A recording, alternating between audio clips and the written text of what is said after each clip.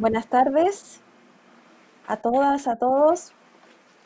Bienvenidos, bienvenidas a la mesa número 3, a la mesa final de esta primera jornada del coloquio de Museología Social, Participativa y Crítica. Les quiero presentar esta mesa, la mesa número 3, denominada La comunidad como parte del equipo. Y con ello tengo el honor de presentarles dos experiencias, ¿cierto?, de integración de la comunidad a los espacios museológicos. En esta ocasión, y este va a ser el orden de presentación también, les presento a Rosángela Carrión. Rosángela Carrión es arqueóloga y responsable del área de los depósitos de material cultural del museo y de la formulación de exposiciones temporales del Museo Pachacamac. La presentación se titula Museo Pachacamac, construyendo lazos con la comunidad. Y en segundo lugar, les quiero presentar a la profesora Aldana Fernández del Instituto Nacional de Investigaciones Históricas Eva Perón, del Museo Evita. Ella presentará la presentación El área de programas públicos del Museo Evita, estrategias para un museo accesible e inclusivo. Muy agradecida de su presencia y por favor, Rosángela, cuando estés lista, te escuchamos. Gracias por la presentación. Muchas gracias por darnos la oportunidad de poder participar en este coloquio de Museología Participativa, Crítica y Social. El día de hoy yo vengo en representación del equipo de Pachacamac con la ponencia Museo Pachacamac, construyendo lazos con la comunidad. Las personas que hemos trabajado en esta presentación somos Denise Posty Scott, Carmen Rosa Uceda y Rosángela Carrión. El día de hoy les voy a comentar sobre dos proyectos que se vienen gestando en el museo. Uno se gestó desde el museo y el otro surgió por la misma comunidad, ¿no? Ya más adelante les voy a explicar detalladamente todos estos dos proyectos. Pero primero me gustaría poder contextualizar un poco el sitio arqueológico, ¿no? Donde se ubica. El Santuario Arqueológico de Pachacamac se ubica al sur de la ciudad de Lima, en Perú.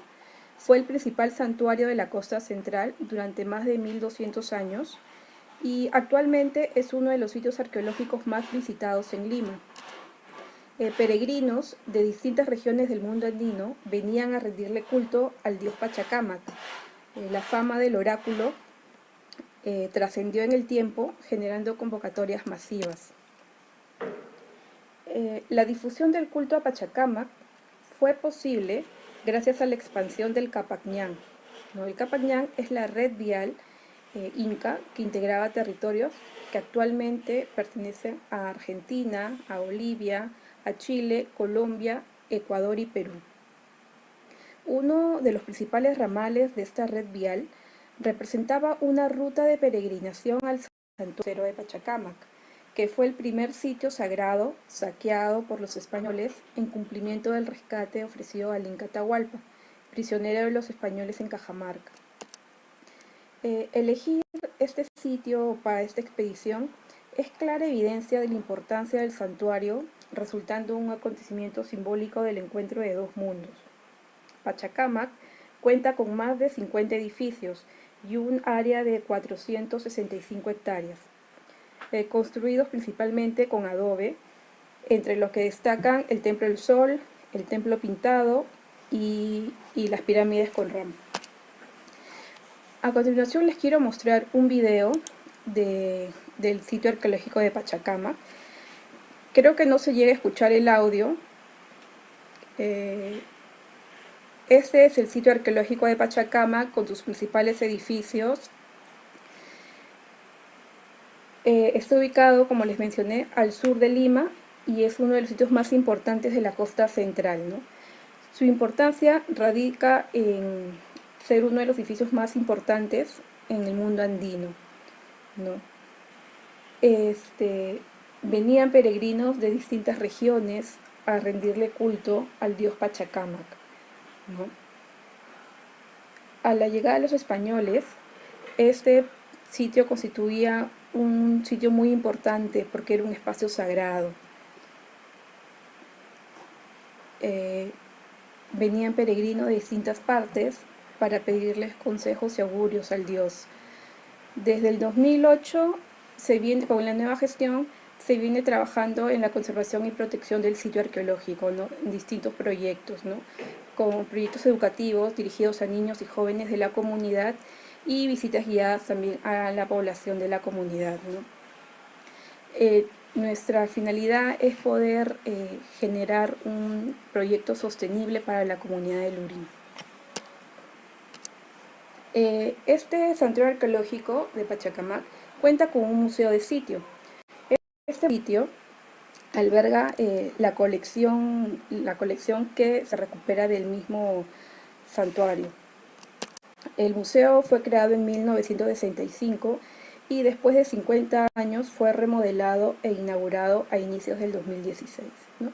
El objetivo de este proyecto fue mejorar las condiciones de preservación de nuestras colecciones, ampliar nuestra sala de exposiciones y contar con espacios adecuados para trabajar con nuestra comunidad. Los museos tienen un papel clave en la creación y representación del patrimonio cultural común de diversas comunidades, donde se deben resaltar las acciones que toma el museo para conectarse con la comunidad y el rol de estas comunidades en función de la apropiación de su patrimonio. Uno de los principales rectores del Museo de Pachacamac es garantizar la preservación y conservación de los valores universales excepcionales del santuario, promoviendo la integración y una mayor participación de la comunidad con su patrimonio arqueológico. En este camino nosotros hemos tenido algunas preguntas, ¿no? Pensar que para la comunidad, para nuestros vecinos, para ellos, ¿qué es el patrimonio? ¿Cómo se van a beneficiar? ¿Cómo debemos tener esa relación de acercamiento? Entonces, desde el Museo de Pachacamac buscamos promover un patrimonio reformulado que considere sus usos sociales, no desde una mera actitud defensiva, sino con una visión más compleja de cómo la sociedad se apropia de su historia y puede involucrar nuevos sectores. La falta de motivación de la población local hacia el tema patrimonial tiene sentido en un entorno donde existen muchas necesidades básicas no resueltas, como es el caso de nuestra comunidad, que obviamente son una prioridad para las organizaciones sociales del sector. Esta es una de las principales razones por las cuales el museo trabaja en diferentes tipos de proyectos y actividades con participación de la población, que bordea los límites del sitio arqueológico. Nuestro objetivo es crear vínculos con estas poblaciones, tratando de forjar una identidad que les permita enfrentar el futuro de una manera diferente. Además, lograr que el santuario de Pachacamac sea un espacio vivo de aprendizaje, de recreación de nuestro pasado y de proyección hacia el futuro. Los asentamientos humanos que están ubicados en el entorno del sitio son relativamente recientes. La mayoría proviene de la Sierra Sur del país y se establecieron alrededor de 1950. Este grupo cuenta con una memoria colectiva de su lugar de origen transmitida por sus padres y abuelos, pero no necesariamente vinculada a Pachacamac. La comunidad local se encuentra asentada sobre parte del sitio, como pueden ver en esta lámina, lo que les ha ocasionado algunos problemas para obtener sus servicios básicos como agua y desagüe. En el 2008, cuando se inició esta gestión, había una relación de enfrentamiento entre la comunidad y el museo, y justamente por estas necesidades básicas que no estaban resueltas. La percepción que tenía la gente hacia el museo era de enfrentamiento, ¿no? Era como que consideraban que nosotros éramos sus enemigos y que no dejábamos avanzar su progreso urbanístico. Esta relación ha ido cambiando y mejorando a través de los años por medio del trabajo de intercambio con la comunidad. La relación que tenemos ahora con nuestros vecinos ya es más horizontal, ya no es esta relación de enfrentamiento que teníamos al inicio. Durante años hemos trabajado en diferentes actividades para fortalecer el vínculo de apropiación, valoración y respeto hacia nuestro patrimonio. Estas acciones se han podido lograr a través de alianzas estratégicas con asociaciones civiles, universidades y con los dirigentes de la comunidad. El Museo Pachacamac tiene un programa de desarrollo comunitario, ¿no? Este programa de desarrollo comunitario tiene 3 proyectos, que es CISAN, Visitur y Educación Museal. En esta sesión yo voy a explicar un poco más sobre nuestro proyecto Visitur, pero me gustaría mencionar el proyecto CISAN. CISAN es un proyecto conformado por mujeres de la comunidad que se encargan de elaborar productos utilitarios con identidad. Esto les permite no solo tener un ingreso propio, sino que el resultado que hemos obtenido va más allá de eso. Este proyecto les ha permitido a ellas empoderarse y les ha brindado nuevas oportunidades. En relación a nuestro proyecto de educación museal, está conformado por todas las actividades educativas que realizamos con las escuelas de la comunidad. Una de las preocupaciones, entonces aquí ya voy a empezar a explicar uno de los proyectos y cómo fue el inicio de este trabajo. Una de las preocupaciones citadas por los dirigentes de la comunidad era la situación de sus jóvenes. Ellos estaban muy preocupados por sus jóvenes, ¿no? ¿Por qué? Porque una vez que ellos terminaban sus estudios secundarios, por falta de recursos económicos, no podían continuar capacitándose y no tenían oportunidades de conseguir trabajo inmediatamente, ¿no? Entonces nuestro primer proyecto fue este taller de fotografía, ¿no? Que lo dictó Roberto Huarcaya. El taller duró aproximadamente un mes. Se les enseñó todas las técnicas para tomar fotografías profesionales, a nivel profesional, y como resultado de este taller se hizo una exposición fotográfica donde se podía ver todas las fotos que habían tomado todos los jóvenes. A raíz de esta misma preocupación que tenían los dirigentes, quienes buscaban alguna actividad que pueda captar el interés de sus jóvenes, buscando estímulos en la cultura que motiven su identificación con Pachacamac y al mismo tiempo les resulte utilitaria, surge el proyecto Visitur, ¿no? Que consiste en un servicio que se realiza en el circuito arqueológico del santuario, en el cual los jóvenes de las comunidades vecinas acompañan a los turistas interesados en recorrer el santuario de una forma diferente, ¿no? A través de este vehículo, a través de en la bicicleta. Estos jóvenes fueron capacitados en el mantenimiento de la bicicleta, en la conducción, en la mecánica. Vino Alejandro Paz, que es el campeón nacional de bicicleta en Perú, y los capacitó a los jóvenes. También adquirieron conocimientos de primeros auxilios para atender posibles accidentes que son previsibles en el uso de la bicicleta. Pero el empeño principal, el objetivo principal del museo era también dotar al joven de conocimientos sobre el significado e importancia del santuario, ¿no? Los valores constructivos, espirituales, los mitos de los edificios y espacios arqueológicos vinculados a la ruta.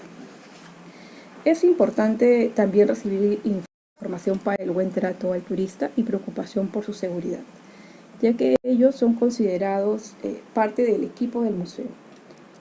A continuación me gustaría que puedan visualizar este video que se realizó cuando se inició este proyecto. Aquí se puede ver más o menos en qué consiste este proyecto. Los jóvenes no son guías, ¿no?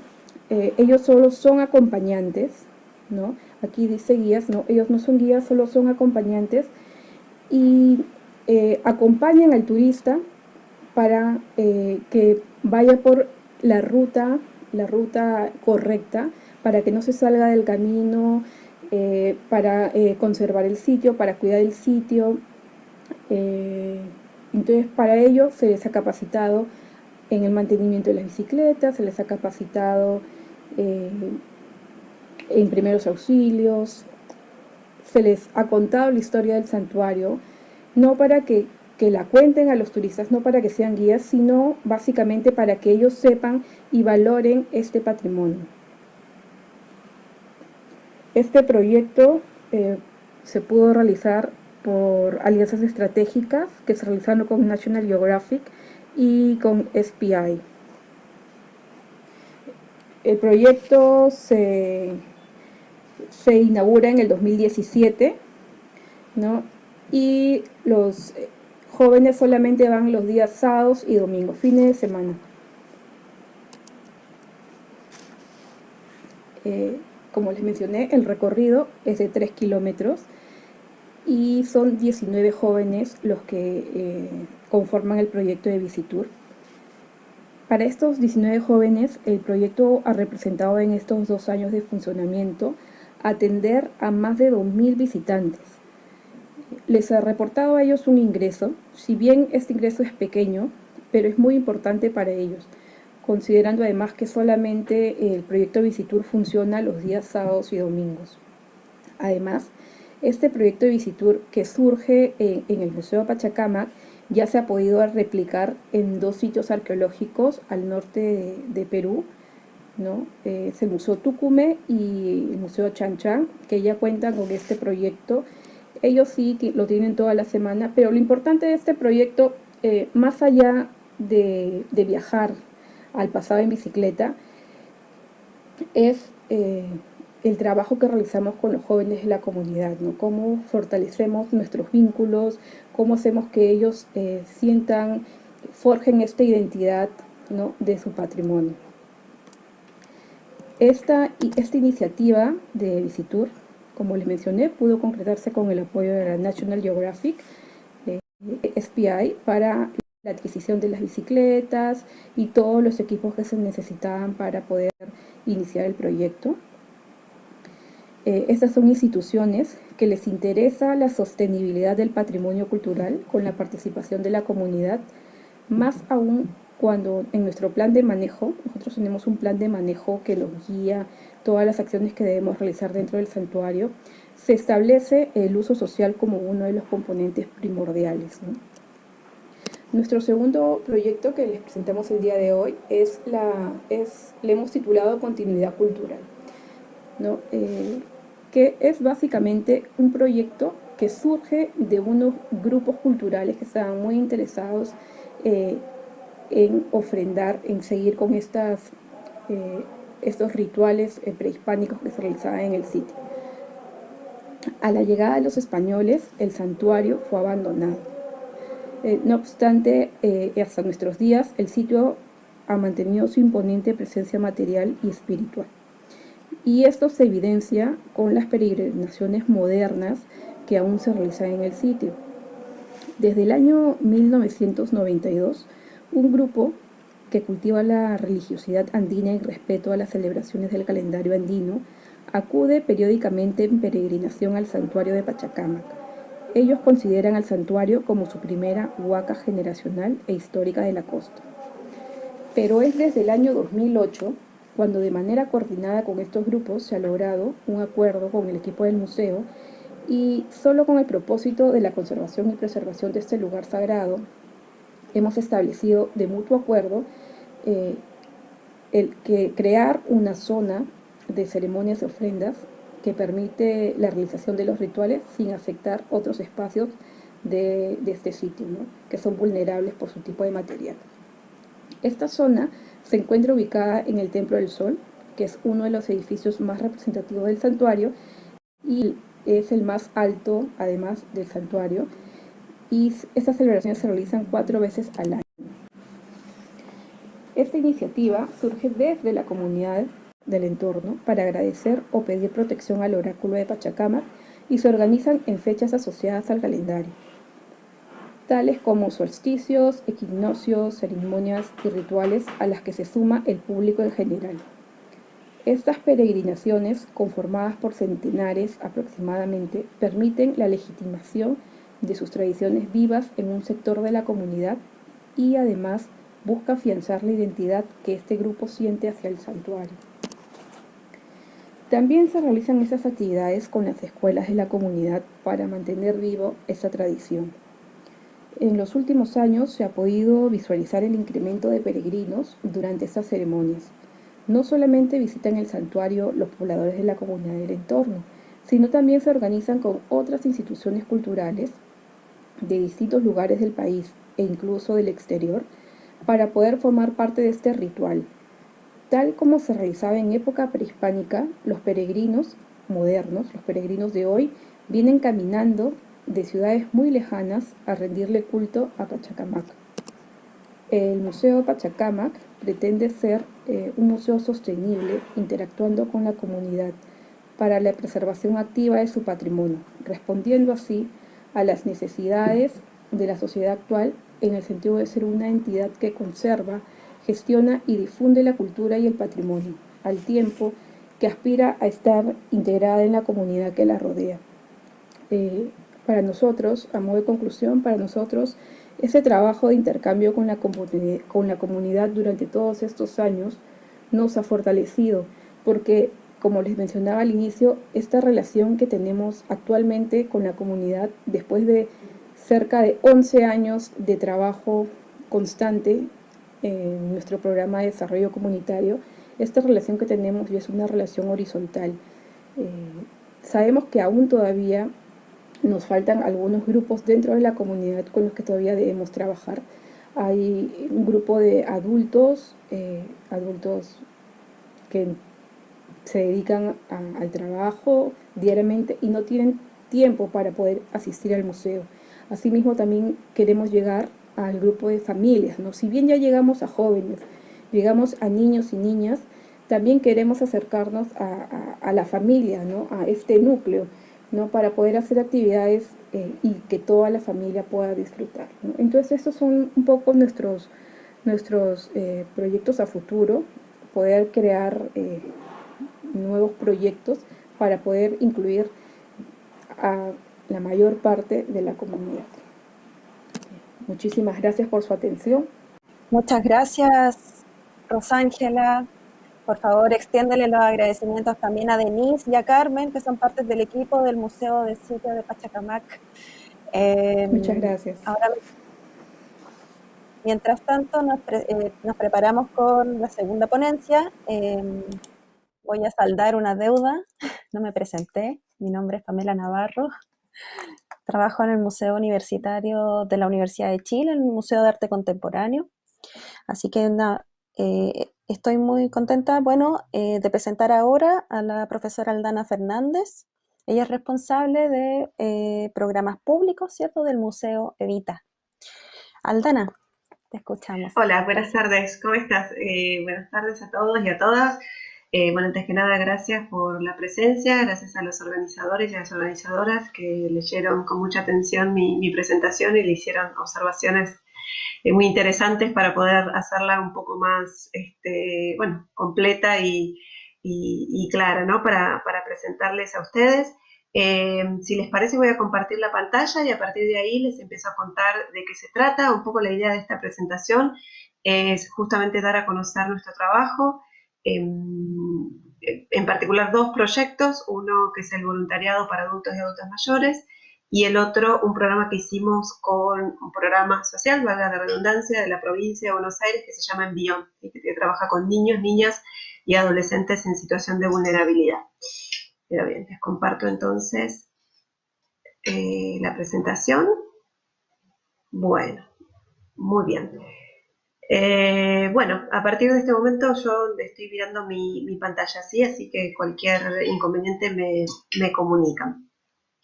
Bueno, como les decía recién y como decían en la presentación, nosotros somos un museo dedicado a la vida y obra de María Eva Duarte de Perón, que fuera primera dama, esposa del presidente Perón, y su vida es muy corta, ella muere a los 33 años, con lo cual el periodo que cubre el museo estrictamente es hasta el año 1952, cuando ella muere. Pero antes de comentar o de entrar de lleno a lo que son los programas, me parece que es pertinente comentarles, sobre todo por el público internacional que tenemos, un poco sobre la figura de Eva, Como les decía, ella fue primera dama, ella es una mujer, una de las mujeres más importantes de la historia argentina, y es la esposa, fue la esposa del presidente Perón, quien fuera presidente en los años 40. ¿Sí? En el año 55 ya fallecía Evita, Perón es derrocado por un golpe militar. Y a partir de ese momento, hasta los años 70, cuando vuelve Perón a la Argentina, el movimiento peronista está prohibido, ¿sí? Está proscripto, con lo cual no se puede, digamos, ni siquiera nombrar a Perón y a Eva. Bien, entonces todo este conocimiento, digamos, estos datos sobre Perón y sobre Evita son importantes un poco para situarnos en lo que significa accesibilidad e inclusión para nosotros en este museo histórico y dedicado a la vida de Eva, porque además de los problemas o de las problemáticas o de los desafíos, quizás más que problemas son desafíos que todos los museos tienen que afrontar en relación a la accesibilidad, digamos, y a la temática de la que tratan. Aquí se suma el hecho de que la figura de Eva Perón y el peronismo es bastante, no diría controversial, sino que es objeto de disputa, ¿sí? Si quienes conocen un poco la historia de Evita y del peronismo saben que muchos la amaban y la aman y muchos la odiaban y la odian, ¿no? Entonces eso es algo con lo que tenemos que trabajar en nuestro día a día, ¿sí? Cuando planteamos las propuestas didácticas, cuando planteamos el vínculo con las comunidades, tenemos que tener en cuenta eso, ¿sí? Que los públicos siguen moviéndose en esos dos polos, ¿sí? De amor y odio por la figura que nos convoca en el museo. Bueno, si pueden ver esta placa, ahí justamente está Eva con una anciana, ¿no? En la parte de lo que era el trabajo diario de su fundación. Eva fundó, valga la redundancia, la Fundación María Duarte de Perón para Ayuda Social, con la idea o la premisa de la justicia social, ¿sí? Alejándose de la beneficencia. Entonces un poco la idea era poder garantizar derechos, ¿no? Y como les comentaba recién, esta realidad, ¿no? De ser una figura amada y odiada nos hace reflexionar acerca de quiénes son los que quedan dentro y quiénes quedan fuera del museo. Sí, yo recién les comentaba que obviamente nosotros tenemos los desafíos que tienen todos los museos con respecto a cómo involucrar a las comunidades, pero a ellos se suma este desafío extra, por decirlo de alguna manera, de que tenemos que tener en cuenta estos públicos que no simpatizan con el peronismo y que de hecho están en contra. Dado que el peronismo, luego de tantos años de proscripción, ¿sí? De estar prohibido, hoy en día es un partido muy importante y de hecho hoy por hoy es el partido en el gobierno. Esto hace que el desafío, ¿no? de cómo mediar en todos esos discursos sea mayor. Por supuesto que no es único, ¿no? Si nosotros reflexionamos acerca de, por ejemplo, los museos de la memoria o los sitios de la memoria, que por ejemplo en toda América Latina hacen referencia a los crímenes del terrorismo de Estado de las últimas dictaduras, sabemos que no somos únicos, digamos, en ese desafío, ¿no? De estos discursos tan polarizados. De hecho, la polarización de la opinión pública es algo que se está dando como fenómeno en todo el mundo. Pero bueno, este trabajo y esta presentación apunta un poco a reflexionar sobre esta característica particular de nuestro museo relacionado a esta figura que despierta amores y odios. Por eso aquí está esta pregunta que aparece en la placa, ¿no? ¿Es el museo un espacio para el consenso, para el disenso? ¿Qué clase de inclusión social queremos generar? ¿Puede el museo participar en el proceso de inclusión que no solo contemple lo que pasa dentro de sus cuatro paredes, ¿no? ¿Cómo vincularnos con ese afuera, mediando con estos discursos, cumpliendo nuestra función, ¿no? De divulgar la vida y obra de Eva, pero sin dejar afuera a nadie, ¿no? En la medida de lo posible. Bien, en ese sentido les voy a comentar acerca de la historia del programa de voluntariado para adultos mayores. Esta experiencia comienza en 2016 cuando la Fundación Navarro Viola se acerca a nosotras Yo digo nosotras un poco para eh, romper un poco la predominancia del masculino, pero porque la mayoría también de las trabajadoras y sobre todo del área de educación somos mujeres, así que por eso voy a utilizar el femenino. Pero bueno, se acerca a nosotras la Fundación Navarro Viola para proponernos el trabajo con voluntarios adultos mayores que ya estaban trabajando con instituciones culturales. Y entonces, un poco para retomar lo que decía antes, es este desafío de incluir a distintos sectores, por ejemplo, los adultos y las adultas mayores, es algo que compartimos con seguramente la mayoría de los colegas y de las colegas que nos están escuchando. Pero a esto le sumamos el desafío de que estos adultos mayores, estas adultas mayores, si bien no podemos decir que vivieron el peronismo, como les decía, el peronismo clásico, o el peronismo en vida de Evita, es el de los años 40 y 50, si pensamos que los adultos mayores hoy en día son las personas de mayores de 60 años, son personas que nacieron a fines de los 50, con lo cual no vivieron directamente el peronismo, pero sí lo que significó el peronismo y el legado de Eva en los años subsiguientes. Y sobre todo, también algo que voy a retomar después, lo que tiene que ver con la última dictadura militar en los 70, ¿sí? Donde gran cantidad de quienes fueron desaparecidos de la dictadura adscribían al peronismo, y de hecho el golpe militar del 76 derroca a un gobierno peronista. Aquí les presento algunos de las voluntarias y de los voluntarios, ¿ven? Para que vean las edades, un poco las proveniencias. Los voluntarios y las voluntarias, esto es interesante, tenían un nivel sociocultural medio alto, muchos profesionales. Bueno, aquí Celia, que es un lujo de voluntaria, es de las más grandes, ¿no? Ella sí recuerda cuando falleció Eva, pero el resto son personas que bueno, ya nacieron o eran muy pequeños en el momento que Evita tuvo su vida pública. Lo que hicimos en ese momento fue planificar una capacitación centrada en el contenido del museo y de la colección, e involucrar a otras áreas.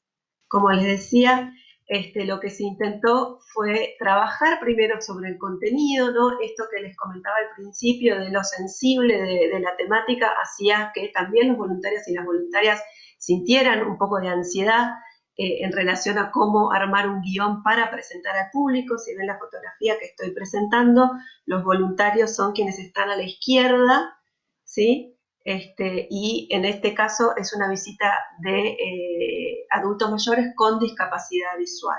Entonces, se trabajó mucho sobre cómo plantear la vida y la obra de Eva, cómo plantear las preguntas, cómo abordar las controversias.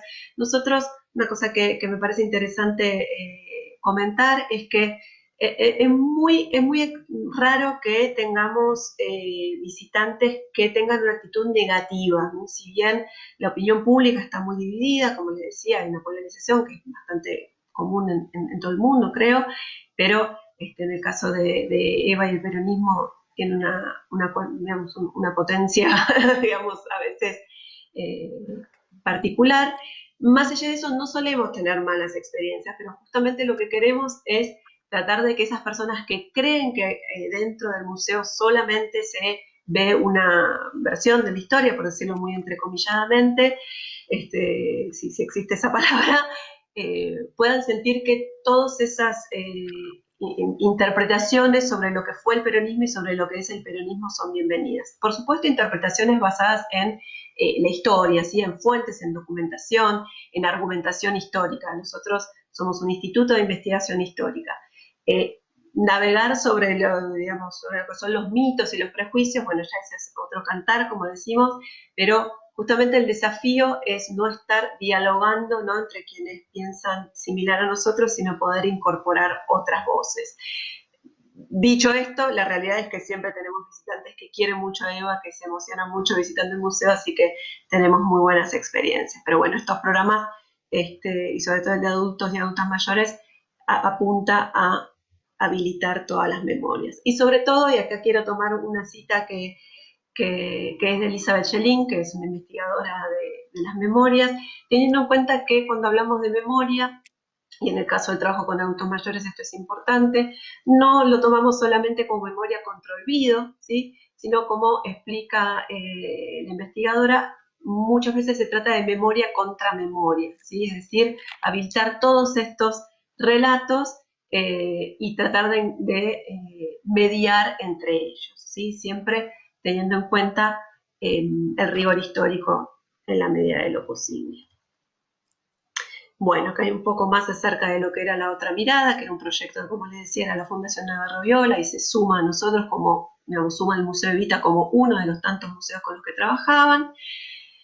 Esta imagen que ven acá me parece muy linda y muy emocionante porque da cuenta de lo que significó el trabajo con otros grupos de adultos mayores. Les comentaba que los adultos mayores del proyecto tenían un nivel socioeconómico medio alto, y luego recibíamos grupos de adultos mayores que quizás estaban en situación de mayor vulnerabilidad. Entonces había desafíos, distintas capas de desafíos, ¿no? Trabajar el contenido, trabajar la memoria, pero también trabajar los distintos públicos, ¿sí? El público adulto y adultos mayores no es homogéneo, ¿sí? Cada uno viene con sus historias, con su trayectoria, ¿sí? Valorizar eso y tender estos puentes, ¿sí? Que no sea simplemente el proyecto de adultos y adultas mayores que pasen, ¿no? Que se entretengan, que pasen un día lindo, ¿no? Esta idea del jubilado, de la jubilada que necesita entretenimiento, ¿no? Sino que sea una cosa más coparticipativa y más activa. Bien, esto lo voy a pasar rápido, son distintas descripciones de todos los proyectos que hicimos, algunos con el MALBA, el Museo de Arte Latinoamericano. Quienes estén interesadas en conocer un poco más me pueden escribir, luego les dejo mi mail. Pero bueno, este PowerPoint es un poco extenso porque quería poner toda la información.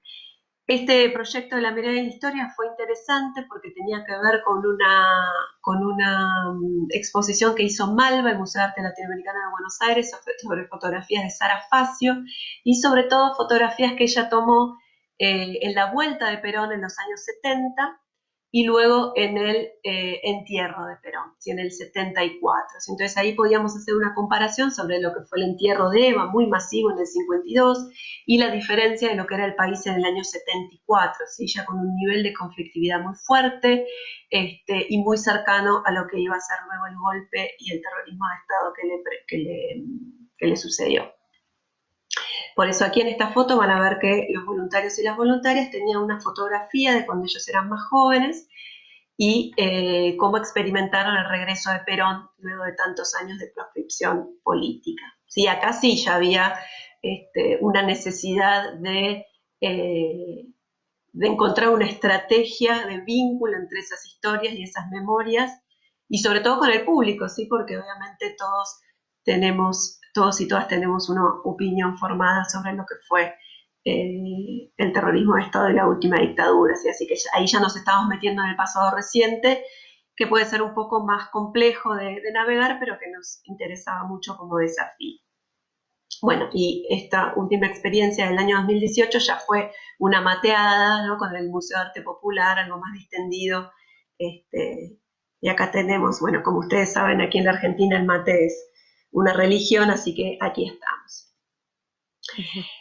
Para este año ya tenemos voluntarias, desde el 2019 tenemos voluntarias y voluntarios nuevos. Esto también no me voy a detener mucho para poder contarles del otro proyecto.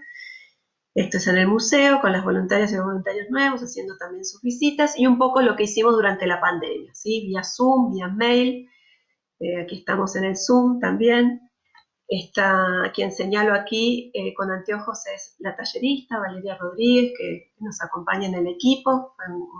Se sumó al equipo este año y la verdad que estableció unas dinámicas muy interesantes, sobre todo para el trabajo virtual. Bueno, el proyecto Nuevas Luchas, la misma inspiración fue con el programa Envión de Avellaneda. Como pueden ver aquí, ya estamos hablando de una población de niñas y adolescentes. Este proyecto yo lo hice como proyecto de multiplicación de la beca Ibermuseos. Estuve como pasante en el Museo de Arqueología y Etnología de la Universidad de San Pablo, a quienes agradezco también. Vi que había algunos y algunas allí participando del congreso. Aprendí muchísimo allí, sobre todo lo que es registro de archivo, ¿no? Que en las mesas anteriores del día de hoy lo mencionaron, algo importantísimo de registrar nuestras actividades y nuestras planificaciones. Dado que en el 2019 era el centenario de María Duarte de Perón, decidimos hacer un proyecto con niñas y jóvenes. Y también pensando un poco que todavía las mujeres somos quienes estamos más destinadas al hogar y sobre todo en poblaciones más vulnerables, entonces darles a estas niñas y a estas jóvenes la posibilidad de visitar el museo. En este caso, perdón, esta ocasión se hizo con el programa Envión de la localidad de Avellaneda, que era muy cerca de la ciudad de Buenos Aires, pero de todas maneras el traslado era un problema a resolver, que por suerte se resolvió con el municipio de Avellaneda, que puso combis, ¿no? Camionetas, combis le decimos aquí, para trasladar a estas niñas y jóvenes. Vinieron las 10 sedes, es decir, que fueron 10 encuentros. Y como ven ahí en la placa que estoy mostrando, fue una serie de visitas taller, ¿no? Una recorrida por las salas, reflexionar un poco sobre la colección, sobre lo que significa un museo, sobre qué pondríamos nosotras, ¿no?, en un museo. Y esto fue interesante porque surgió mucho botines, ¿no?, que hay muchas niñas y mujeres que ya están más insertas en el mundo del fútbol, así que muchas, cuando le decíamos qué pondrían en su museo, decían sus botines, pero también muchas otras decían su vestido de 15, ¿no? Como ustedes saben, aquí en Latinoamérica la fiesta de 15 para las mujeres, para las jovencitas, sigue siendo algo muy importante, así que era muy interesante pensar, ¿no?, qué era lo que valorizaban ellas como parte de su identidad. Esta foto que estoy mostrando, las jóvenes aquí están mostrando sus credenciales. Lo que decidimos hacer fue darles una credencial de embajadoras del Museo Evita para que pudieran seguir viniendo todas las veces que quisieran, ¿sí? Que se sintieran parte, que no fuera una visita de una sola vez. Y además las invitamos a hacer producciones en sus propios territorios, en sus propios barrios, que podían ser murales, canciones.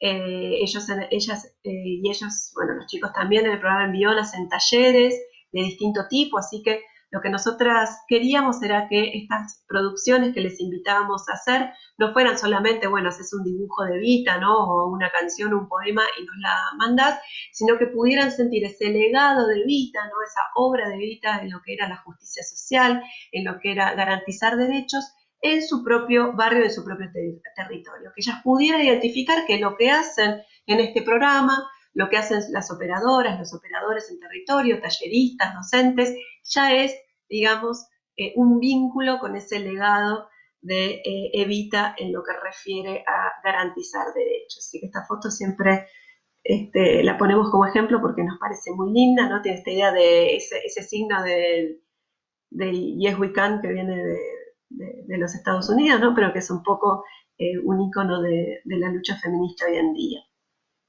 Y en la virtualidad, y ya voy cerrando, este año lo que hicimos, íbamos a trabajar con Matanza, que es otra localidad de la provincia de Buenos Aires, pero con la pandemia no lo pudimos hacer, así que lo que decidimos hacer fue una capacitación virtual para operadores y operadoras, ¿sí?, que son quienes trabajan con los niños, niñas y jóvenes en el territorio, para en un estadio posterior sí poder hacer una experiencia, replicar la experiencia que hicimos con la localidad de Avellaneda, con Matanza y con otras localidades de la provincia de Buenos Aires. Bien, bibliografía, y aquí les dejo, espero no haberme extendido o pasado del tiempo, estos son los datos del museo, nos pueden seguir por las redes, y luego voy a poner en el chat, o puedo volver a compartir la primera placa, donde aparece mi email personal, por si quieren pedir algún material, aquí está, o hacer algún comentario. Bueno, les agradezco mucho haberme escuchado, espero que se haya entendido y que les haya resultado interesante. Muchas gracias a ti, Aldana. Muchas felicitaciones por todos los proyectos que realizan con el museo. Antes de comenzar con la tercera ponencia y darle la bienvenida a Laura Moreno, quiero pedirle a Rosángela si acaso se puede volver a conectar para que después podamos darle paso a algunas preguntas que el público puede hacer a través del chat. Con esto saludo también a la gente que nos está siguiendo en este momento y los invito, por cierto, para que nos hagan preguntas. Bueno, buenas tardes, Laura. Te doy paso ahora con tu ponencia de voluntad y reciprocidad.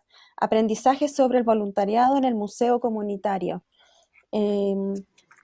Simplemente como para... Hola, buenas tardes. Sí, buenas Voy tardes, a Laura. compartir entonces mi pantalla, ¿de Por acuerdo? favor. Bueno, buenas tardes a todos. Mi nombre es Laura Moreno. Llegué un poco retrasada a la reunión y me disculpo por ello, pero pues estoy muy contenta de poder participar en esta mesa. Mi ponencia se llama De voluntad y reciprocidad, aprendizaje sobre el voluntariado en el museo comunitario. La he estructurado en tres partes que me gustaría pues tratar una a la vez. Entonces, comencemos por unas ideas introductorias. Ya hemos visto bastante información durante todo el evento sobre reflexiones más profundas que lo que voy a decir en este momento sobre la nueva museología y la social museología. Simplemente quiero denotar que efectivamente pues, es una nueva postura museológica que se viene desarrollando desde mediados del siglo XX frente a lo que se denomina el museo tradicional, ¿cierto? Entonces, hay unos pasos de conceptuales dentro de lo que estructura los museos que cambia de un museo tradicional al museo nuevo. En ese sentido, por ejemplo, un museo tradicional que tenía un edificio como un espacio exclusivo, dentro de la nueva museología y la social museología ya se contempla es un territorio que está abierto a una interpretación de territorialidades, o sea, hay una diversidad de espacios. De unas colecciones como objetos de estatus se transforma a un patrimonio diverso, temas, problemas a tratar. De un público letrado y de élite se pasa se concibe, se piensa en una comunidad local y una formación de redes comunitarias. Entonces, frente a esto, pues se entiende que la participación de las comunidades es necesaria en los museos comunitarios y que las comunidades deben estar inmersas en conocer, activar y decidir sobre la organización del museo, ¿cierto? Entonces, pensemos en el caso de la creación de un museo comunitario independiente. Este museo puede crearse exitosamente y después para perdurar en el tiempo, pues va a tener un gran reto en su equipo de trabajo para poder brindar experiencias significativas a sus usuarios, atender a los contactos, recaudar fondos y una interminable lista de actividades que realizan los museos. En ese sentido, las gestiones pueden ser insuficientes para mantener el servicio permanente del museo. Sin embargo, los museos cuentan con una multiplicidad de recursos, no necesariamente financieros, pero que, pues económicos, pero que sin duda son propios del museo y pueden ayudar a su mantenimiento en recursos como las infinitas perspectivas que tiene el patrimonio, la interpretación del patrimonio, la infraestructura misma del museo, su edificio, sus espacios, sus colecciones, sus medios de comunicación y la capacidad de convocatoria y generación de redes que hay en torno a esas instituciones. Entonces, los museos son llamativos para las personas que desean donar tiempo y conocimiento para aportar al funcionamiento y cumplimiento de los objetivos del museo. La segunda idea inicial que quería compartir es pues relacionada con las reglas de juego para tener un voluntariado, las normativas. Estamos hablando, yo soy una persona que vive en Colombia y que trabaja en Colombia, sin embargo sé que esto puede ser transversal a los países latinoamericanos. Entonces, se entiende que el voluntariado dentro de la normativa colombiana, y me atrevo a decir que en la América Latina, es la donación de tiempo, trabajo y talento realizada por una persona de manera libre y con la intención de aportar al bien común. El voluntariado es dirigido por entidades formales e informales que tienen como finalidad el voluntariado o la acción voluntaria. El voluntariado es directamente instituciones que desean aportar, o sea, que se basan en el voluntariado para prestar un servicio, mientras que la acción voluntaria es algo como más puntual y más pequeño, que quiere decir nosotros como una entidad necesitamos del voluntariado, pero no es nuestra función principal, ¿vale? Entonces, los museos realizan acción voluntaria, mas no son entidades de voluntariado. Entonces, en los museos, la acción voluntaria está descrita en actividades de interés general, como pueden ser las científicas, las culturales, las asistenciales, el ocio, educativas y defensa del medio ambiente, entre otros, ¿no? Dependiendo también de los intereses del museo. La normativa en Colombia se basan pues en leyes, decretos, guías desarrolladas por distintas instituciones. Entonces, las leyes y los decretos, que son pues ya pues a nivel legislativo, organizan y promueven y reconocen el voluntariado como un mecanismo de participación de personas comprometidas con el desarrollo social y económico del país. Adicionalmente, hay una guía técnica colombiana desarrollada por el Organismo de Normalización Técnica ICONTEC, que esa guía propone un modelo para dirigir y administrar el voluntariado, sus procesos y sus resultados. Y adicionalmente, el Museo Nacional de Colombia ha desarrollado la guía Comunicación y Educación en un museo, que dicta una pauta para formar voluntarios con énfasis en servicios educativos. Y la tercera idea sobre la que cimiento esta ponencia es el caso del Museo del Vidrio de Bogotá.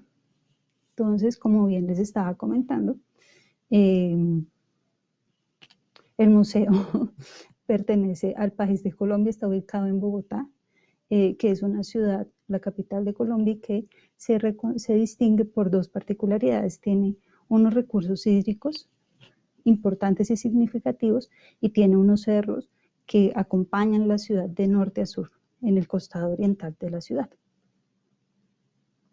Viendo aquí las imágenes que les estoy compartiendo, vemos la distribución de los museos dentro del territorio bogotano. Entonces podemos ver los colores rojos, verdes y azules, son los museos. Los grises, por favor, no les pongan mucha atención. Estas chinchetas, estos puntos están marcando la localización de los museos, ¿cierto? El territorio de Bogotá está dividido en localidades, y cuando nosotros hacemos el cruce de la localización de los museos en el territorio de Bogotá, encontramos que hay una centralización de estos servicios de museo en localidades que generalmente corresponden con lo que oficialmente se conoce como los espacios que representan a la ciudad. Son espacios del centro de la ciudad, localidades pues que tienen un amplio desarrollo en temas patrimoniales. El Museo del Vidrio no está dentro de estas localidades, está localizado hacia el sur de la ciudad y muy cerca, por no decir sobre, las montañas de los cerros orientales de la ciudad. Entonces, al estar localizado en un espacio privilegiado, cerca de las montañas, con una riqueza hídrica importante, ha hecho que este territorio fuese significativo para el crecimiento de la ciudad, sobre todo a mediados del siglo XX, cuando la ciudad pues estaba creciendo muchísimo y los recursos de las montañas permitieron la elaboración de materiales de construcción que fueron después implementados en todo el resto de la ciudad. Lo que vemos acá es una foto de un horno de ladrillos. Sin embargo, pues hay otras industrias, como las industrias del vidrio. Entonces, en este contexto aparece el Museo del Vidrio de Bogotá para apoyar y reactivar las técnicas tradicionales del vidrio que se trabajaron en esta localidad.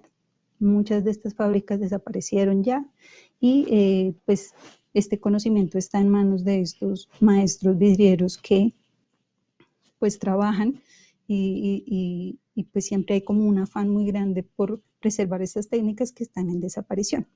Estos mismos maestros participaron voluntariamente en la creación del museo, en su conceptualización, y también en la donación de las piezas para la colección. Hay otros aliados en este museo, como son los vecinos, profesionales, estudiantes, que se han aproximado al museo con intereses en conocer, en aprender sobre el patrimonio, arte y el diseño.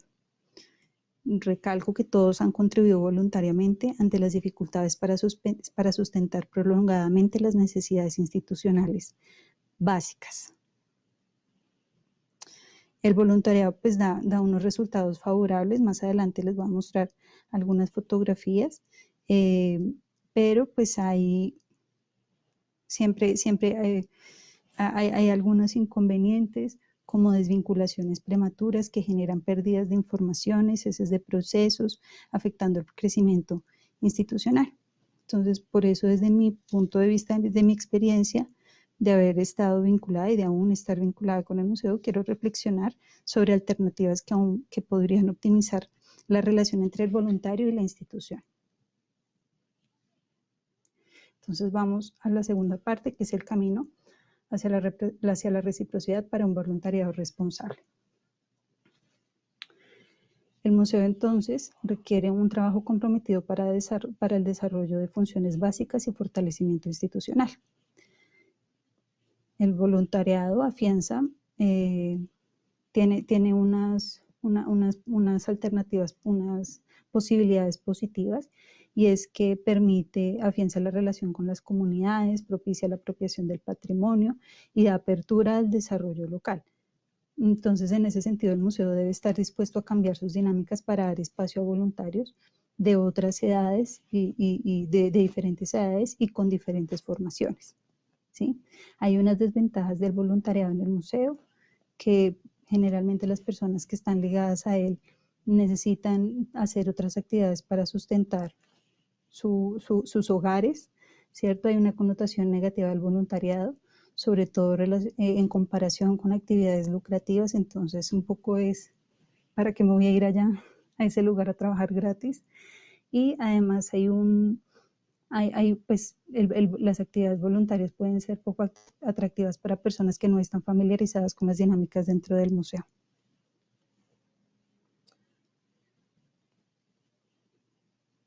Entonces, frente a esas desventajas, el museo debe sobreponerse a ellas y mostrar aspectos positivos del voluntariado.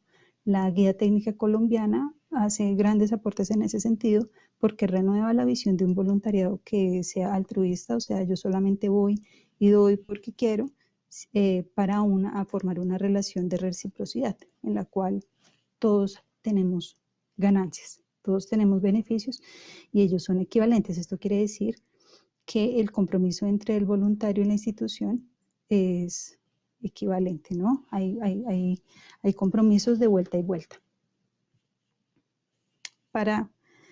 El compromiso entonces de una institución inicia, el compromiso dentro del voluntariado, para el voluntariado inicia desde la misma institución. Y debe realizarse desde antes de que empiecen a vincularse los voluntarios, incluso desde antes de que se empiecen a manifestar las voluntades de participar. Entonces, un museo, este compromiso se basa en un conocimiento profundo, interno de la institución y de los voluntarios que pueden venir a vincularse en el museo. Dentro de las ideas que propone la Guía Técnica Colombiana está la articulación de objetivos con actividades voluntarias, definir perfiles, tareas, tiempos y alternativas de crecimiento para el voluntario. Esto es conocer las entrañas de la institución para poder definir tareas, tiempos y alternativas de crecimiento. La segunda es tener claridad sobre los recursos que se tienen y los que faltan. Esto pensando en que los voluntarios deben tener una contextualización sobre lo que se puede hacer, qué es lo que se tiene, y en ese sentido construir todos juntos y no empezar siempre desde ceros. Y el tercero es indagar sobre las motivaciones para realizar un voluntariado duradero en la institución. ¿Qué son estas cosas que hacen que una persona perdure para realizando actividades voluntarias? De la mano pues con las ideas anteriores de compromiso, la Guía Técnica también nos cuenta que el voluntariado nos hace notar que un voluntariado es eficiente en costos. Evidentemente, las personas no están allí por una remuneración económica, pero sí requiere de unos gastos de administración, de capacitación, seguimiento, entre otros.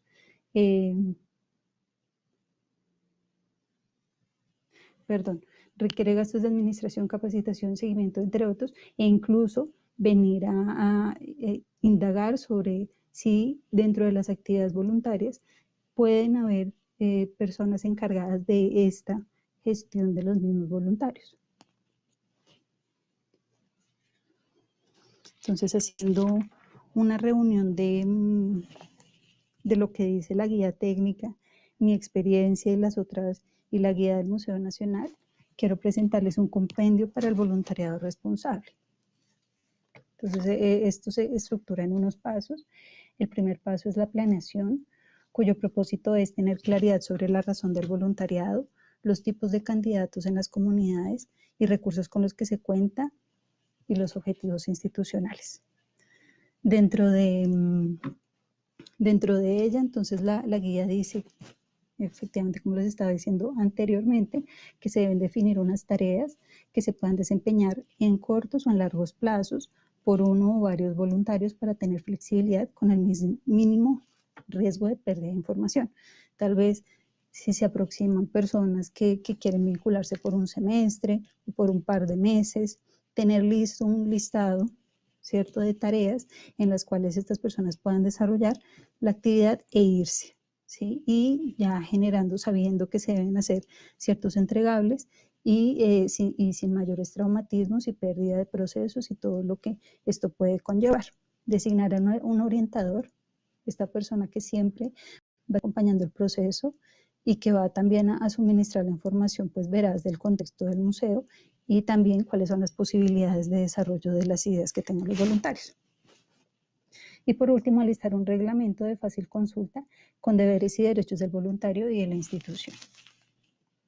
La segunda fase, que es la convocatoria y selección, se relaciona también un poco con lo que les decía antes de la apertura de la institución frente a la recepción de voluntarios. Está muy bien buscar personas que tengan una formación, que tengan unos conocimientos, pero como estamos hablando de museos comunitarios, es muy posible que se aproximen otras personas que simplemente quieren ayudar. Y el museo debe estar en las condiciones de poder recibir a estas personas y darles la formación, pues invertir unos recursos y unos tiempos en esa persona para que pueda desarrollar sus funciones.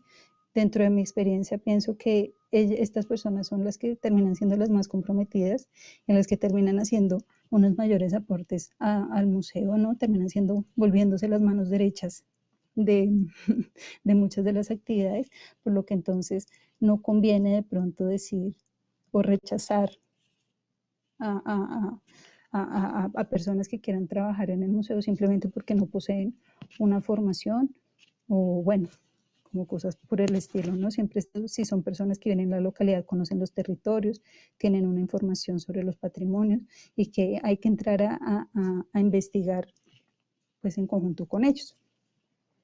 Dentro de esta etapa, la guía entonces describe que se debe dar una información precisa, una atención a dudas y en el momento de las postulaciones. Hacer una búsqueda activa de voluntarios y alianzas institucionales, pues ahí también no se descarta la recepción de practicantes universitarios, el apoyo desde el inicio por parte del orientador, quien dará inducción completa del contexto del museo, condiciones, reglamento y valores del voluntariado, y la firma del acta de compromiso de apertura del expediente del voluntario en el museo. Eso también es muy importante, llevar una hoja de vida de cada una de las personas, cuáles fueron sus compromisos, sus acciones, desde cuándo está vinculado. Bueno, llevar toda una hoja de vida documental que al final, si esta persona decide desvincularse, queda en manos del museo y si más adelante se requiere información al respecto, poderlo contactar y de esa manera pues no tener pérdidas de información.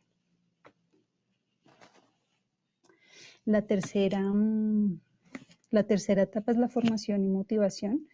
Esta etapa está pensada para darle perdurabilidad a las actividades dentro del museo. Entonces, quiere decir que la institución debe también propender por tener un ambiente positivo, confiable, seguro, que haga que los voluntarios se sientan a gusto y permanezcan, y además de ello hagan aportes continuos y de calidad. Hay que entender que el voluntariado también debe ser, hay que entender el voluntariado como una experiencia relevante para la vida de las personas. Entonces la norma, la guía dice pues que hay que reforzar la motivación del voluntario al reconocer sus aptitudes, asignar funciones y formación acorde a las competencias, permitir la participación en toma de decisiones, brindar apoyo y acompañamiento, dar crédito a las ideas, abrir espacios para fortalecer el sentido de pertenencia, compartir con el equipo, hacer parte de las actividades culturales del museo, bueno, cosas por el estilo.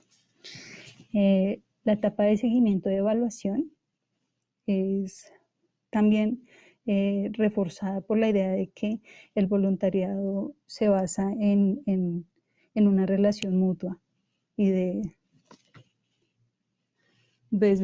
entregar y de recibir. Entonces, el seguimiento y la evaluación también se hace de manera conjunta. Quiere decir que el voluntario recibe y da una evaluación que sea periódica.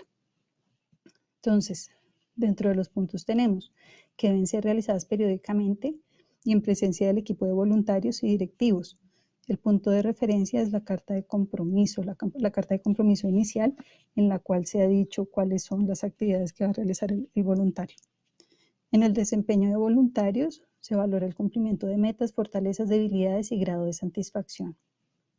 Y en el desempeño de la institución se evalúa el número de voluntarios activos, tareas cumplidas, satisfacción de sus voluntarios, e incluso la equivalencia monetaria de los servicios cumplidos por los voluntarios. Claro, es cierto que los voluntarios no están recibiendo una remuneración económica, pero para la gestión institucional es muy importante darle una equivalencia monetaria a esos servicios, porque en términos de gestión y de presentar informes y de presentar avances dentro de la institución, estos números pueden dar ideas de gestión de éxito o de oportunidades para mejorar en el futuro.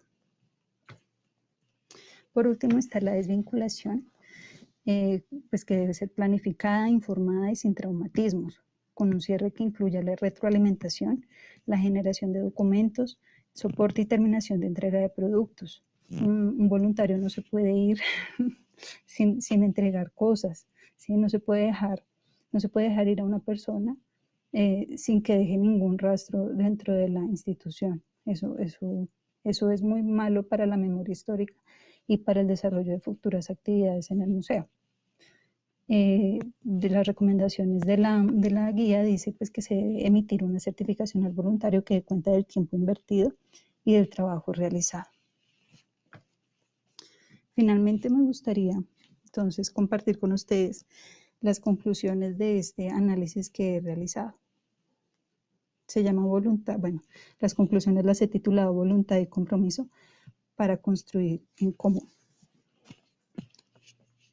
En el contexto de un museo comunitario independiente que enfrenta grandes retos para mantener sus operaciones, es acertado aprovechar la variedad de recursos que posee más allá de los financieros. La participación de las comunidades y la facultad de formar redes es su razón de ser. Por tanto, el voluntariado es congruente siempre con el aporte a la democratización cultural y el bien común. La legislación colombiana da los parámetros para organizar un voluntariado basado en la planeación y comunicación entre voluntarios e instituciones. Además, es imperativo el fortalecimiento de vínculos con las comunidades, demostrando un compromiso sostenido con ellas, invitándolas a ser partícipes de la construcción del museo.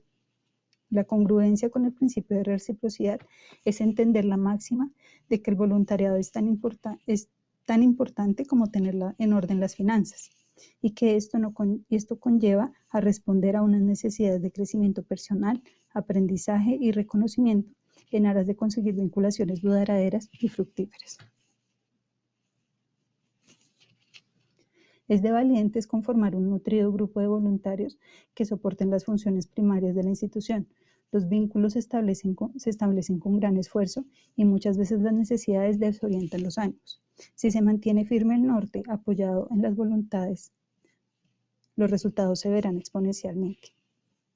Tal vez el actuar del museo no consiga un impacto multitudinario, pero tendrá una importante trascendencia para la vida de quienes se involucren en él.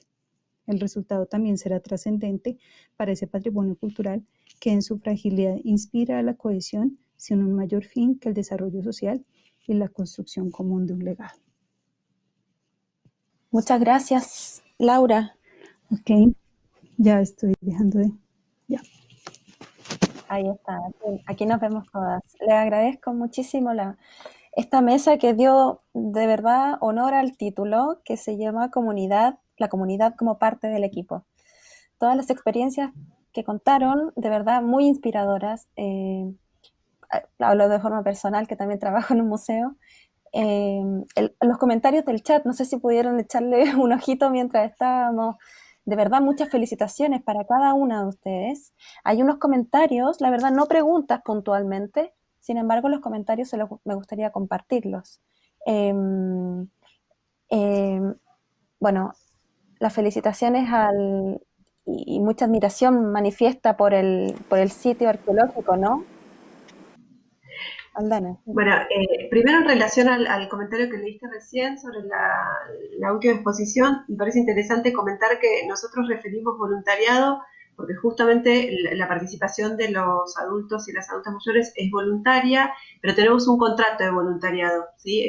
Quizás es para una conversación más larga, pero me parece que es muy interesante reflexionar sobre cómo cada museo aplica el voluntariado, ¿sí? Se trata en este caso, de adultos y adultas mayores, que ya están en su mayoría retirados, jubilados, como decimos aquí, entonces no implica un vínculo laboral, por supuesto, lo llamamos voluntariado simplemente por las características de la actividad. Pero bueno, me resultó muy interesante la exposición y la reflexión del participante. Y en el caso nuestro, como les decía, comenzó con la propuesta de la Fundación Navarro Viola, que ellos nuclean voluntarios y voluntarias. Y luego, en esta experiencia del 2019, hicimos una convocatoria por redes y por algunos medios de comunicación. Y bueno, con quienes se presentaron, armamos un grupo que después se fue desgranando, como se pueden imaginar, y quedó por ahora, como hace poquito hicimos la convocatoria, no estamos abriendo otras convocatorias. Y sobre todo porque, como les decía, es muy importante para la institución que el voluntariado no sea un sustituto de trabajo, ¿no? Y sobre todo es una filosofía que también se plantea con becarios, digamos, en fin, y pasantes. Vamos a tratar de que no sea esa fuerza de trabajo que se incorpora en la institución y que termina trabajando, ¿no? Y en una situación precaria. Esto en referencia a como a veces sucede en la Argentina, ¿no? Por supuesto que no estoy opinando sobre cómo sucede en los otros museos y en otros países. Pero bueno, dadas algunas costumbres que existen en cuanto a la precarización laboral, nosotros desde la institución planteamos, digamos, tenemos esa política de no incluir el voluntariado como fuerza de trabajo precaria. Muchas gracias. Sí, yo quería agregar una cosa porque evidentemente yo soy una trabajadora de la cultura y realizar esta ponencia para mí también fue un ejercicio de reflexión muy fuerte, porque así como también lo comentaba la persona por la red, por el YouTube, pues uno sí entiende que se necesita que las personas pues reciban una remuneración por el trabajo que están realizando, ¿cierto? Y nosotros sabiendo, también trabajadores de la cultura, sabiendo las condiciones tan precarias en las que todos trabajamos y la vulnerabilidad tan fuerte, de pronto llegó una pandemia y me quedé sin trabajo, ¿sí?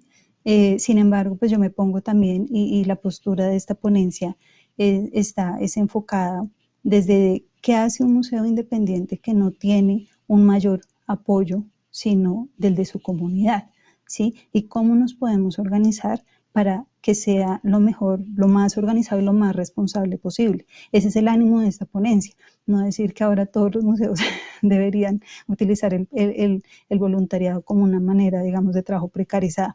De ninguna manera es en ese sentido, sino pues es que el museo está ahí, es una iniciativa muy bonita, muy importante, digamos, dentro del contexto patrimonial de Bogotá, como se los mostré, ¿no? Que está completamente descentralizado de este lugar, del centro cultural de la ciudad, y vale la pena, digamos, darse la reflexión nosotros como, o digo yo como trabajadora de la cultura, si uno de pronto no tiene esa voluntad de aportar a estas instituciones, ¿cierto? De fortalecerlas y como una manera de responsabilidad con tu conocimiento, con tus también como pues privilegios que tiene uno y la manera pues también de buscar retribuirlos en lugares que sean interesantes y que sepa y que pues ayuden al desarrollo social, así sean en comunidades pequeñas, ¿no? Muchas gracias, Laura. Hay una pregunta para Laura precisamente. Dice, ¿el perfil del voluntariado debería incluir a personas con movilidad reducida? A lo mejor, Bueno, yo pienso que sí, o sea, a veces las necesidades de un museo son tan grandes, ¿cierto? Que de alguna manera, bueno, toca ver cuál es la movilidad reducida, pero si es una persona que puede utilizar un computador, realizar llamadas, hablar, comunicarse, ¿cierto? Desde ese punto, esa persona puede colaborar. Cierto, el museo tiene que ser responsable en darle una formación y darle un acompañamiento a esa persona, de manera que ella no quede como solita en el mundo y después se termine desvinculando, aburriendo y se van. Sí, que eso es lo que generalmente pasa y que es tan doloroso porque las personas entran con la mejor voluntad del mundo y después terminan aburridas y se van. Entonces eso es lo que se quiere evitar, ¿sí? Creo que cuando se reciben a estas personas es comprometerse con ellas. Tú te quieres comprometer conmigo, yo me comprometo contigo para que construyamos cosas en común y saquemos unos buenos resultados. en definitiva, creo que los ejemplos que se expresaron en la mesa tienen estas características, ¿no? De reciprocidad entre la institucionalidad, por decirlo de alguna manera, y el voluntario. Me llamó la atención también el caso de la integración de los vecinos en el ejemplo que Rosángela mostró del Visitur también. Así que me parece que por ahí, claro, aquí Enrique, que es la persona de la pregunta, comenta también que el voluntario debería incluir a personas que puedan ayudar a visitantes con capacidades diferentes. Por ejemplo, alguien que pueda guiar a través del lenguaje de señas. En ese caso, estoy pensando en las instituciones chilenas. Sin duda, un voluntario con esas características podría apoyar mucho al equipo estable del museo mismo.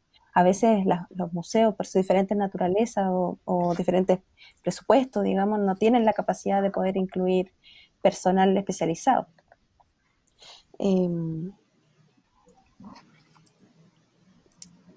Bueno, miren, en honor al tiempo y de que no hay otras preguntas, a mí me gustaría ofrecerles a cada una de ustedes un minuto para que a lo mejor refuercen una idea y se puedan despedir entonces de las personas que hasta ahora nos siguen.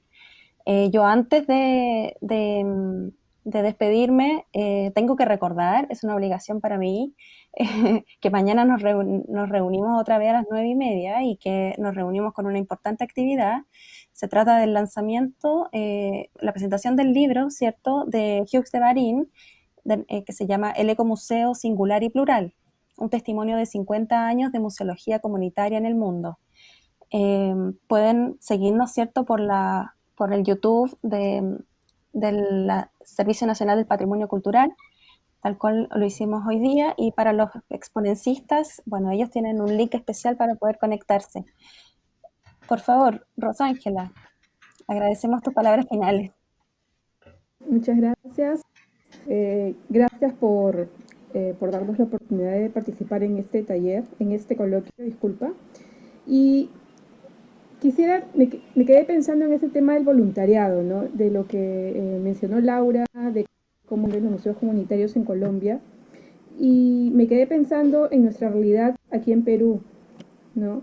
Si bien nosotros no tenemos este programa de voluntariado como en otros países, porque se comenta que en Chile también hay, tenemos un pequeño programa que se llama Soy Voluntario, que lo gestiona el Ministerio de Cultura y está dirigido a jóvenes que recién están acabando la universidad, ¿no? O están en el último ciclo o ya terminaron, recién acaban de terminar. Y básicamente es para capacitarse, ¿no? Para que puedan capacitarse un poco más en el tema en distintas áreas de museos del Estado. Eso es lo que tenemos nosotros de voluntariado. El Museo Pachacamac es un museo estatal, ¿no? Nosotros no tenemos tanta independencia como para poder tomar decisiones más allá del proyecto Visitur. Si bien el proyecto Visitur son jóvenes de la comunidad, ¿no? Que integran el equipo del museo, se debe entender que es parte de un proyecto de desarrollo comunitario, ¿no? Ellos, claro, nosotros no les pagamos a ellos absolutamente nada porque somos un museo estatal. Ellos sí reciben algún reintegro por parte de los visitantes, ¿no? que acompañan dentro del recorrido. No es obligatorio, eso ya nace de cada visitante, de darles lo que consideren. No hay no hay una tarifa, ¿no? Eso ya nace de cada uno, pero eso es lo que más se asemeja a un voluntariado, ¿no? Que es lo que explicaba Laura, ¿no? Por otro lado, también me pareció muy interesante el trabajo que viene haciendo el Museo de Vita, ¿no? Todas estas experiencias, cómo hacen que las mujeres se empoderen a través de todas estas actividades, ¿no? Y cómo hacen que el museo funcione de esta manera tan integral, ¿no? Con sus visitantes y que ellos mismos sean los que aporten en el desarrollo de las actividades museísticas. Me parece muy interesante. Muchísimas gracias. Gracias, Rosángela. Por favor, Aldana, te escuchamos. Bueno, muchas gracias por tus palabras. Bueno, no, simplemente agradecer a la organización, como les decía, que hicieron una lectura así muy atenta con observaciones que me permitieron ir afinando un poco el lápiz. Es la segunda vez que presento este trabajo, estuve en San Pablo el año pasado y estoy un poquito mejor con el tiempo, espero haber sido clara en la exposición, tengo que seguir aprendiendo a administrar el tiempo, pero básicamente lo que me gustaría que quedara limpio, digamos, o como idea, es que los dos proyectos, si bien apuntan a públicos bastante diferentes, tienen esta idea, ¿no?, de coparticipar, de incluir otros discursos, sobre todo en esta temática que es la de la vida y obra de Vita, el peronismo, que es tan controvertida, poder habilitar otros discursos, en el caso de niñas y jóvenes, poder pensarlo desde su propia identidad de niñas y jóvenes, ¿no? Un poco humanizando, ¿no?, la figura de Eva, que muchas veces se convierten en un póster, así como las grandes figuras populares, como el Che también para la Argentina, ¿no? Entonces, llenarles de contenido, pero también valorizar sus propias identidades, que no sea solamente que aprendan sobre Eva, sino que aprendan sobre sí mismas y sobre su actuación. Y en el caso de los adultos y las adultas mayores, valorizar esa experiencia de vida, ¿no? Siempre parándonos sobre el relato histórico, sobre el análisis histórico, pero sin dejar o sin desvalorizar, sin menospreciar esa memoria de vida, ¿no?, que aporta también sobre el periodo que estamos tratando, sobre todo, como les decía, porque si bien Eva vivió en los años 40 y 50, el peronismo se extiende hasta hoy en día, es muy actual, entonces habilitar esas impresiones y esas interpretaciones nos parece muy válido, máxime teniendo en cuenta que somos una institución pública, ¿no? Dependemos del Ministerio de Cultura de la Nación, así que también tenemos el compromiso de la función pública. Pero bueno, agradecerles a mis compañeras y a nuestra moderadora y bueno, hasta mañana supongo. Gracias, Aldana. Laura, por favor. Bueno, para mí son como dos ideas que se me ocurren en este momento, dos ideas con las que que fueron las que motivaron esta ponencia. La primera, digamos, sugerir a los museos que están desarrollando o que quieren vincular voluntarios de una manera comprometida, digamos, para cumplir funciones museológicas, digamos, bueno, frente a la situación, digamos, tan apremiante que es mantener una institución privada, es que piensa el voluntariado basándose en que esta experiencia que van a tener estas personas va a ser experiencia de vida y que lo van a recordar y que se debe hacer todo lo posible para que tengan una experiencia placentera, para que tengan unos aprendizajes interesantes y bueno, tener una muy buena comunicación con estas personas. Y por el lado de los voluntarios, bueno, no me voy a pasar primero a los voluntarios, quiero decir otra cosa, de los museos a las instituciones, que las instituciones hagan un esfuerzo enorme por conocerse, por darse cuenta de cuáles son sus necesidades y poder organizar las ideas en ese mundo nebuloso que hay, porque es muy complicado, ¿no? Porque es un ambiente complejo, pero poder organizar las ideas y decir, esto es lo que nos va a ayudar a seguir avanzando. ¿Sí? Y en ese sentido ya uno puede estructurar un programa de voluntariado que sea mucho más estructurado, que genere confianza en las personas que quieran vincularse. Y por el lado del voluntariado, que para las personas que se quieren vincular, seguramente son personas como yo que tienen una amplia emoción por ayudar, no desinteresadamente, por aprender, ¿no? El voluntariado no es para todas las personas, en definitiva, pero es también que se cuiden, que sepan colocar límites, que tengan también muy claras sus ideas de qué es lo que quieren lograr, de por qué están allí y que se mantengan firmes en eso, ¿no? Si las situaciones empiezan a cambiar, poderlo poner de manifiesto y comunicar y de alguna manera pues establecer este espacio seguro en el cual instituciones y voluntarios pueden dialogar y pueden llegar a acuerdos. Eso es. Muchas gracias por los consejos. Los tomamos como... Yo lo agradezco mucho. Bueno, entonces no me queda más que despedirles, que nos encontramos mañana otra vez a las 9:30 de la mañana, y a todos los que nos acompañan hasta esta hora de la tarde, agradecerles. Esta jornada ya ha cumplido 8 horas, así que ha sido una maratón. Muchas gracias, buenas tardes y buenas noches a todos. Hasta mañana. Chao, gracias.